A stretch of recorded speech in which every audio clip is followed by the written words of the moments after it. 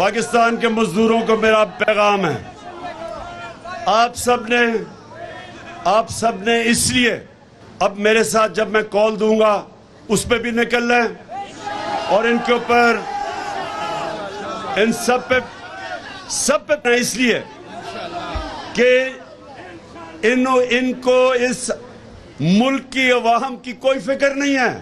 इनको फिक्र वो है जो अमेरिका हुक्म करता है।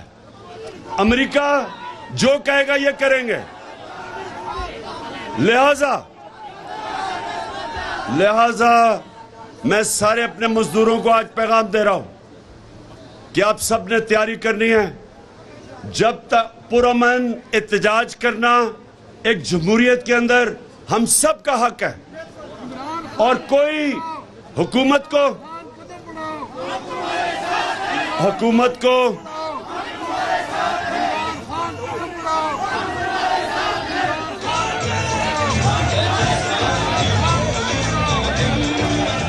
सो दो चीजें आखिर में जरा सुने। दो चीजें, एक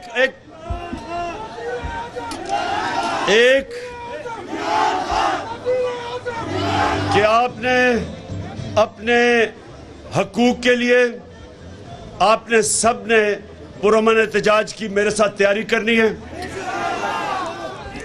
अगर हम कोरोना के दौरान हम लोगों को पैसे दे सकते थे, हमें पता था निचले तबके को मुश्किल में है, अगर हम 1.5 करोड़ खानदान को 12,000 रुपए दे सकते थे तो इस मुश्किल वक्त में जब हर चीज महंगी हो गई है, ये इस हुकूमत की भी जिम्मेदारी है कि ये इसी तरह निचले तबके को, निचले खानदानों को पैसे दे, 12,000 दे जिस तरह हम देते थे, ताकि लोगों के ऊपर बोझ कम हो।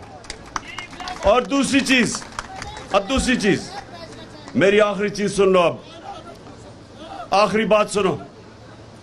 देखे, ये जो हमारे ऊपर चोरों के टोले को हमारे ऊपर मुसल्लत किया है अमेरिका ने, और यहां से जो साजिश हुई है, ये अब समझ जाए कि ये रह गए तो सबसे पहले तो जमहूरियत खत्म, क्योंकि अगर पार्लियामेंट के अंदर ऑपोजिशन लीडर राजा रियाज होगा तो इसका मतलब पार्लियामेंट खत्म है।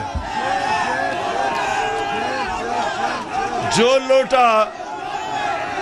लोटा अगर वो ऑपोजिशन लीडर है जो नून लीग पे टिकट पे लड़ेगा, इसका मतलब जमहूरियत खत्म। फिर FIA खत्म, क्योंकि FIA के ऊपर शहबाज शरीफ खुद आके बैठ गया। जिस तरह मैंने कहा कि बिल्ले को बैठा दिया दूध की हिफाजत करने के लिए, इसने आते साथ ही अपने सारे केसेस खत्म किए। 16 अरब रुपए के केसेस है इसके ऊपर, जिसमें इन्होंने इनके होते हुए डॉक्टर रिजवान जो इन्वेस्टिगेट कर रहा था, पहले वो मरा हार्ट अटैक से। उसके बाद जो नदीम था इन्वेस्टिगेटिंग ऑफिसर, उसको हार्ट अटैक हुआ। फिर गुलजार मरा जो इनकी नौकरी करता था, जिसके अकाउंट में पैसा आया, वो हार्ट अटैक से मरा। और चौथा मकसूद चपड़ासी, 50 साल की भी उम्र नहीं थी, वो दुबई में हार्ट अटैक से मरा है। ये ऐसे ही है जैसे हमेशा LDA का रिकॉर्ड जलता था। ये पहले चोरी करते थे, फिर LDA का रिकॉर्ड जलाते थे। ये इसी तरह ये FIA के अंदर भी अपना रिकॉर्ड साफ कर रहे हैं। नैब के ऊपर बैठ गया। सारे चोरों ने अरबों रुपए की जो चोरी की थी, नैब खत्म। उसके बाद पुलिस का ये हाल है कि हमारे जमाने में कोई बताया हमने किसी के ऊपर झूठा केस किया हो। जब से इन्होंने संभाला है, पुलिस को इस्तेमाल कर रहे हैं लोगों के ऊपर झूठे केसेस, झूठी FIRs। मेरे ऊपर कोई 8 FIR हैं, सारे हमारे लोगों के ऊपर उन्होंने केसेस किए हैं। हमारे दौर में कब हमने कभी इन्होंने लॉन्ग मार्च की? मैंने तो जब ये बिलावल ने कम पे टांगने वाली मार्च की, और उससे पहले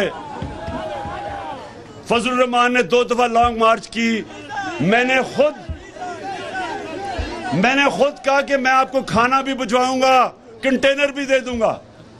हमने कभी कोई कंटेनर रखा ना, इनका रास्ता रोका ना, इनको पकड़ धकड़ की।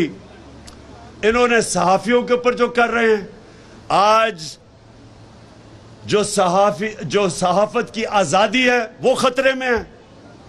FIRs काटी जा रही हैं। वो सहाफी जो सच बोलते हैं उनको भगाया हुआ है, उनकी नौकरियां खत्म की जा रही हैं। हमारे जमाने में हम फेक न्यूज की बात करते थे, यहां ये मुंह बंद कर रहे हैं सहाफत का। फिर मीडिया हाउसेस को पैगाम जा रहे हैं कि तहरीक इंसाफ की कवरेज ना करो, और फिर जो ब्यूरोक्रेसी है उसमें करप्ट लोगों को ऊपर लेके आ रहे हैं। तो ये जब से इख्तिदार में आए हैं, ये सारे पाकिस्तान का निजाम तबाह कर रहे हैं, इंसाफ का निजाम तबाह कर रहे हैं। और अगर ये रह गए, ये वो नुकसान करेंगे इस मुल्क को। अगर ये रह गए, ये मुल्क को वो नुकसान करेंगे कोई दुश्मन नहीं कर सकता कि मुल्क के जब सारे इदारों को ये तबाह करेंगे। अपनी करप्शन बचाने के लिए इलेक्शन कमीशन तबाह कर रहे हैं। इलेक्शन कमीशन को इलेक्शन रिग करके, धांधली करके अपने आप को मुसल्लत करना, कोई भी पाकिस्तान का इदारा ये नहीं छोड़ेंगे। और मुल्क जब तबाह होता है, सिर्फ यही नहीं होता कि उसके पैसे चोरी होते, जब इदारे तबाह होते मुल्क तबाह हो जाता है। तो मजदूरों तैयार हो जाओ, मैं आपको कॉल दूंगा और इंशाअल्लाह पाकिस्तान की तारीख का सबसे बड़ा एहतजाज करेंगे इनके खिलाफ।